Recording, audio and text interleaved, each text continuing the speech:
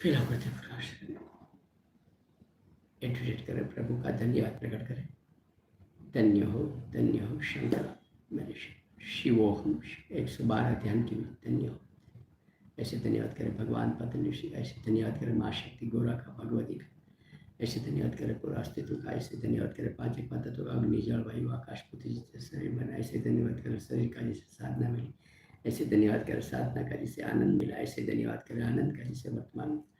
प्रभु आवित हर में साक्षी दृष्टि वर्तमान लगे दरेक क्रियाओं करना तू रे डूबी नो वगाड़ना हूँ असली के बदलना एक तू ही तारी मर्जी हो तो श्वास लेवाय, तारी मर्जी हो तो श्वास लेवाय, तारी तुझे मरा के मरा जी कई घटना घटे के स्वीकार करा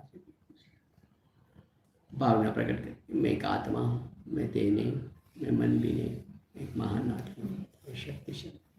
मैं विशाल आत्मा हूँ, मैं तेजस्वी आत्मा हूँ, मैं प्रकाशवान आत्मा हूँ,